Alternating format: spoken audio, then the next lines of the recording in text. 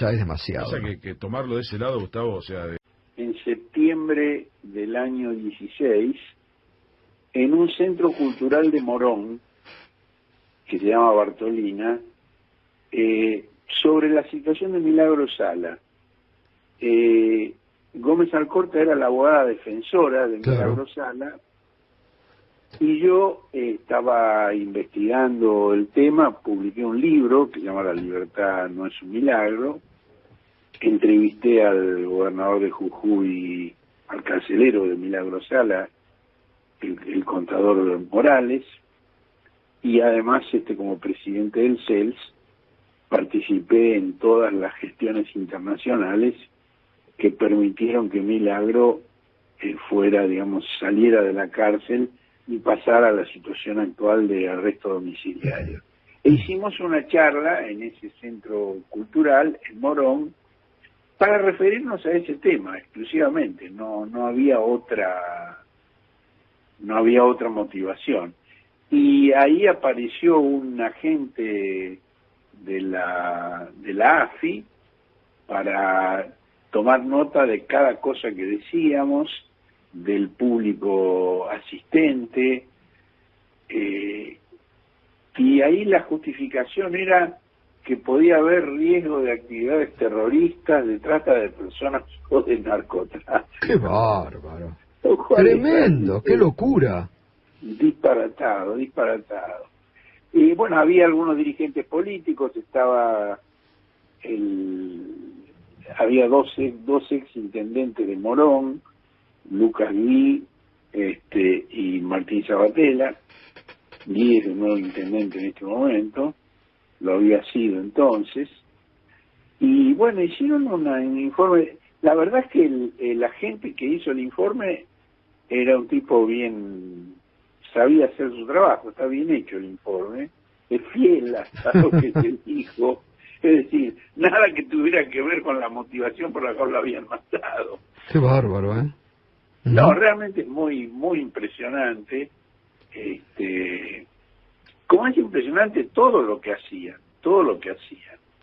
y no hay la menor duda de que esto no eran impulsos individuales, digamos. Había una coordinación y una jefatura que eran Arribas y Magdalani.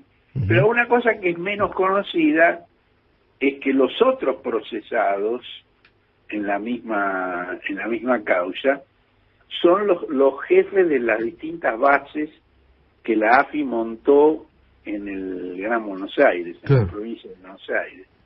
Y ahí hay varios ex policías retirados bonaerenses, varios de ellos sumariados por casos de corrupción, que salieron de la policía por caso de corrupción. Incluso uno fue jefe de la policía bonaerense, que es el comisario Salcedo, que era el perito de la familia del fiscal Natalio Nisman en la causa por su muerte. Pero había incluso un militar que participó en el alzamiento Carapintada de 1987, cuyo nombre que se llama Andrés Máximo Maizano, que era el jefe de la base de Pilar.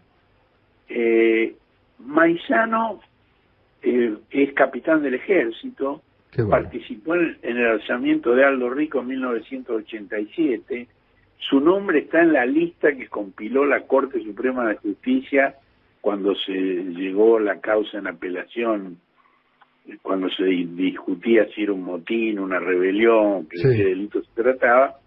Ahí la Corte Suprema, la resolución de la Corte Suprema, publicó una lista completa de los carapintadas que fueron identificados por la toma de la escuela de infantería. Y Maizano es uno de ellos. Y luego fue indultado por Menem. Está en la lista de los indultos de Menem. Mano de obra desocupada, que se llamaba en algún momento, que ocuparon rápidamente, ¿no?, durante el gobierno de Macri. También había una de las bases que la dirigía una mujer que había empezado a trabajar con Camps Echecolat, ¿no? Tremendo también. Efectivamente.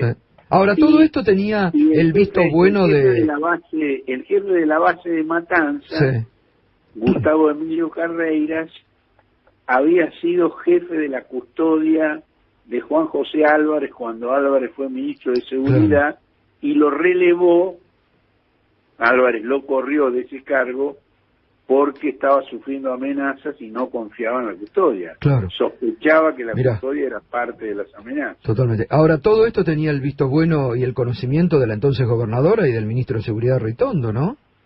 Sí, por supuesto. Por supuesto. Después, digamos, entraron en conflicto porque... La digamos, terminaron cuando espiando a ella. Claro, claro. ¿No? Es una historia clásica, ¿no? Digamos. Ahora, qué increíble el macrismo, ¿no? Y Macri, ¿no? Porque vos fíjate esto que vos comentás, que estábamos escuchando con atención. Y Madjalani lo dijo en la comisión. La gobernadora estaba al tanto, la gobernadora sabía los puntos, ella dio autorización, todo lo demás.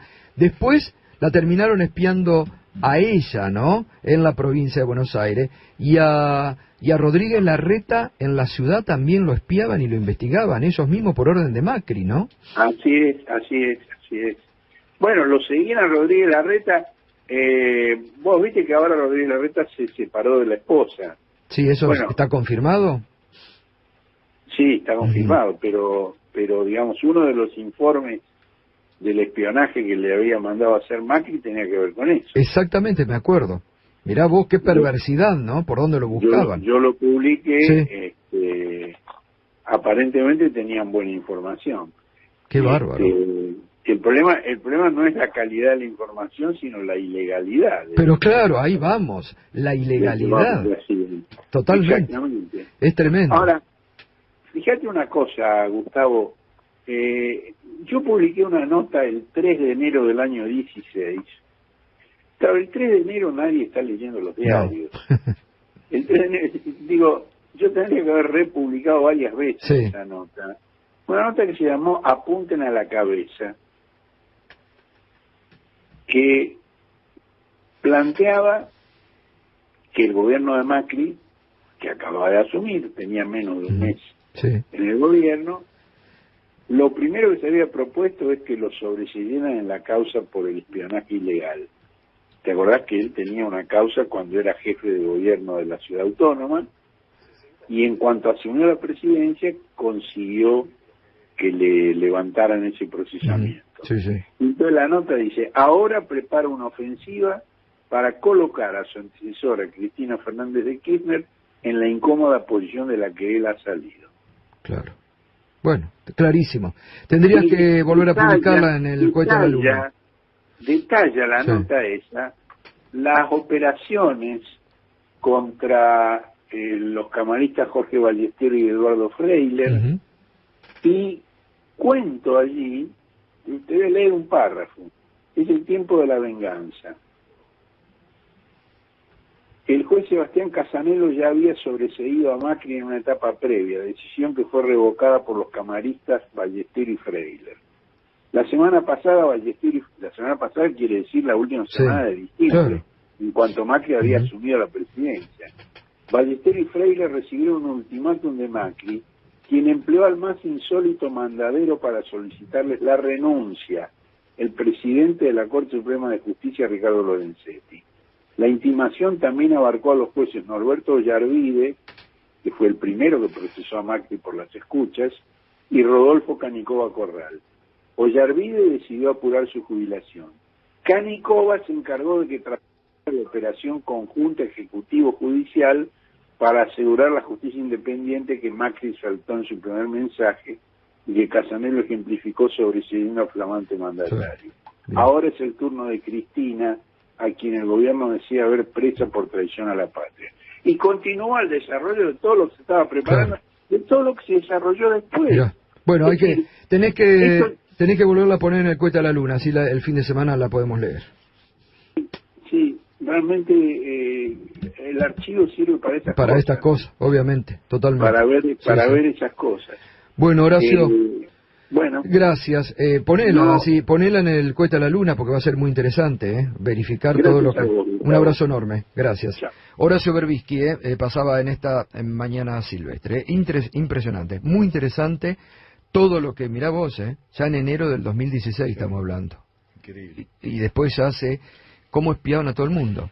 Y yo lo recordé esta semana, yo no me meto, ustedes saben, en la vida privada de nadie, pero recordé que justamente a Horacio Rodríguez Larreta lo espiaba por orden de Macri porque aparentemente le estaban buscando un amante.